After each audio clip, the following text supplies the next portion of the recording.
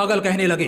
गर्मी का मौसम, ना कोई पंखा ना कूलर ना एसी, पिछड़ा हुआ गांव जिसे शहर में 4 लोग भी नहीं जानते, सड़क इतनी कच्ची कि 4 कदम चलना भी मुश्किल हो, परिवार की हालत कुछ ऐसी कि साला खुदकुशी करने का मन करे, कमाने वाला एक पिता और उस छोटी सी कमाई पर पलने वाली 3 औलादे और माँ। रात ढल रही थी, पूरा गांव एकदम गर्मी से परेशान, इस करवट से उस करवट, बस करवटें बदलकर अपनी नींद पूरी कर रहा था। लाइट्स तो छोड़ो, एक मोमबत्ती का होना भी मुश्किल था, लेकिन तभी उसी गांव के एक झोंपड़े के मकान में एक छोटी सी लालटेन जल रही थी, जिससे कुछ 3 मीटर दूर एक जवान लड़का पसीने से भीगा हुआ अपनी किताबों को रटे जा रहा था। वो पसीने से पूरा भीग चुका था, ऐसा लग रहा था उसने पसीने से नहा लिया हो, लेकिन फिर भी उसको देखकर जरा सा भी ऐसा नहीं लग रहा था कि उसको गर्मी लग रही है या अंधेरा और पसीना उसे परेशान कर रहा है। वो बस पढ़ते जा रहा था। वो किताबों में कुछ इस कदर खोया था कि उसे बस पढ़ना ही समझ आ रहा था। उसे आग के गोले जैसी गर्मी और पसीने से कोई फर्क नहीं पड़ रहा था। रात के 12 बजे, फिर 1, फिर 2 और अब 3 बज चुके थे। ना जाने वो लड़का कब से पढ़ने बैठा था, लेकिन अब तक पढ़ रहा था। तभी अचानक पूरे कमरे में अंधेरा छा जाता है। एकदम से गुफ अंधेरा पूरे कमरे को अपनी चपेट में ले लेता है। दरअसल वो लालटेन अब बुझ चुकी थी। उस लड़के के मन में क्या चल रहा होगा उस वक्त, क्या आप बता सकते हो? उस वक्त उस लड़के के जुबान से जो बात निकली ना, कसम से मजा आ जाएगा। वो लड़का बोला, उफ यार, काश थोड़ा और पढ़ लेता। अब बताओ, क्या तुम में से कोई इतना पागल है पढ़ने को? उस लड़के को सब उस गांव में पागल कहते थे।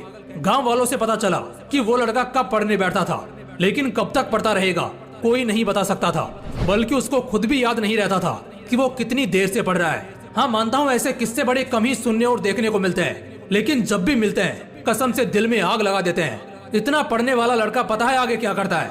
2012 बैच का यूपीएससी क्रैक करता है और एक बहुत ही बड़ा आदमी बनता है।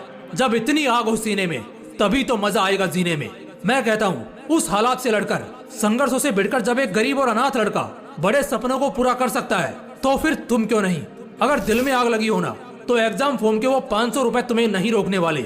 उन गरीब लड़कों के पास फॉर्म भरने तक के पैसे नहीं होते हैं, लेकिन दिल में आग होती है और वही आग उन्हें ताज दिलवाती है। पढ़ाई भागने के लिए नहीं बनी, पढ़ने के लिए बनी है, पढ़ाई करने के लिए बनी है। अगर 2 साल भी खुद को दे दिए ना, जहाँ तुम्हारे लिए दिन रात, सुबह शाम, अंधेरा उजाला कुछ मायने नहीं रखेगा। मायने रखेगी तो सिर्फ एक चीज कि बस बहुत हो गया, अब सिर्फ और सिर्फ पढ़ना है, चाहे कुछ भी हो जाए, बस पढ़ना है। वैसे इसके लिए खुद को उकसाना नहीं है और ना कोई जबरदस्ती करनी है। बस अपने दिमाग को और अपने मन को समझाना है पढ़ने के लिए। पढ़ना है तो सिर्फ इसलिए क्योंकि ये मेरा हक है, मेरा गर्व है। कल मेरा हथियार बनेगा और इसी से मेरा कल चमकेगा। अगर दिमाग में 4 पैसे का ज्ञान नहीं होगा ना, तो अपने खुद के बच्चे भी इज्जत नहीं करेंगे। अगर आज पढ़ा नहीं तो कल खेत खलियान सब बिक जाएंगे और भूखे पेट जिंदगी काटना बहुत मुश्किल है।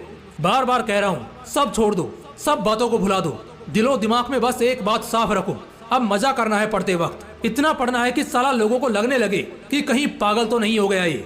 तुम्हें ये तो मालूम ही है कि यही पागलपन वाली मेहनत ने लाखों घर बसाए हैं, लाखों जिंदगियां बनाई हैं, लाखों लोगों की किस्मत चमकाई है। अगर उस बुलंदी पर पहुंचना ही सिर्फ एकमात्र मकसद होगा ना, तो कसम से वो तुम्हें झक मार कर मिलेगा। लेकिन उन सबसे पहले, उस उजाले के कल से पहले आज तुम्हें पढ़ना होगा। इतना पढ़ना होगा, इतना पढ़ना होगा कि किताबें तुमसे थक जाएं, लेकिन तुम्हारा हौसला ना थके।